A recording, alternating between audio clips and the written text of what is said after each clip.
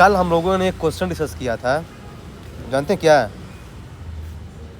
क्या डिस्कस किया था? फाउंडेशनल बेस करके था कि है कि जो अरिस्टोटल की जो थ्योरी है ना, उसका बेस क्या है? इक्वालिटी है। अब देखिए आज क्वेश्चन क्या है, कॉन्सेप्ट ऑफ इक्वालिटी। अब देखिए कैसे चेंज होगा उसके उसमें। ये बताइए इसका इंट्रो क्या ले सकते हैं आप, बताइए। Total book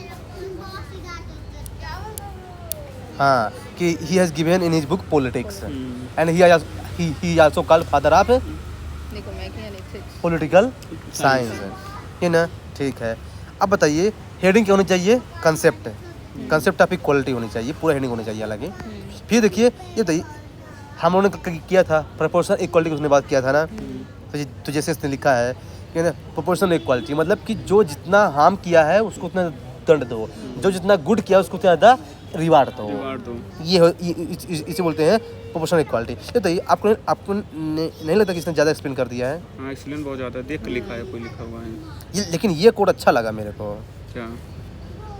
equal should be treated equally, unequal should be treated unequally. यही तो बात ही है उसकी। यही तो बात ही किया है उसने। लेकिन गाइस थोड़ा सा यहाँ पे जो है ना, इसको थोड़ा सा क्या कहती है, शॉर्ट कर सकती थी ये। फिर इसमें लिखा है एब्सोल्यूट इक्वालिटी है। He supported absolute equality in coercive justice है, as the equality before law, but he rejected the same in distributive justice. ये बताइए डिस्ट्रीब्यूटिव जस्टिस क्या होता है? मतलब वही मतलब कि रिजर्वेशन है ना। तो रिजर्वेशन में एब्सोल्यूट इक्वालिटी नहीं लाना है, लेकिन ये बोल रहे हैं किसी को दंड देना है ना, उसमें एब्सोल्यूट इक्वालिटी लाना है। अब भाई किसी का कोई मर्डर किया है, सबको बराबर से। हाँ, तो ये इसने थोड़ा बात की थी, अच्छा पॉइंट है।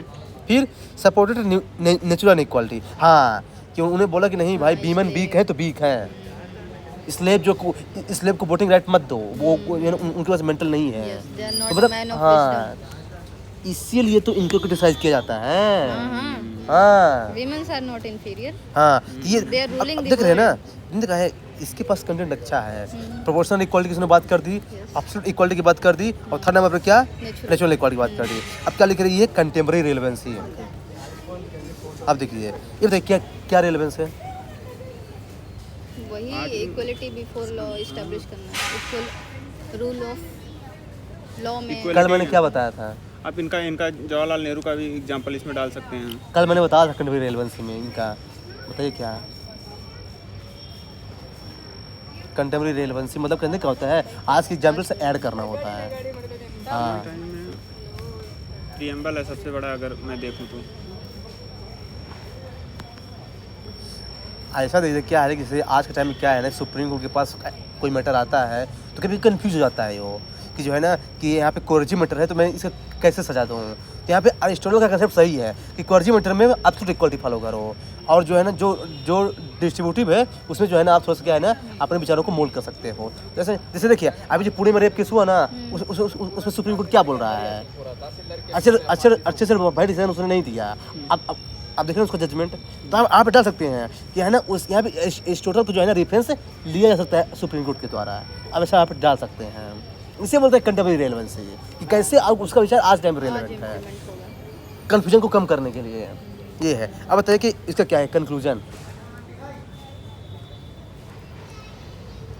वही है फेवर में बात करते हैं। हाँ, कि जो है ना despite criticism for his anti women his idea will be relevant to for the foundation of justice and equality which has also been reflected in our preamble.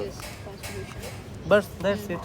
अच्छा, सारे थिंकर्स का लास्ट में कंक्लूजन ऐसे ही जाता है, although it is criticised but is still relevant. चूंकि जानते हैं कि वो थिंकर है ना, तो वो क्या है कि उनको हम सीधे ऐसा नहीं छोड़ सकते ना, इसलिए उनको क्या है कि अच्छा लिखना पड़ेगा लास्ट टाइम उनके बारे में।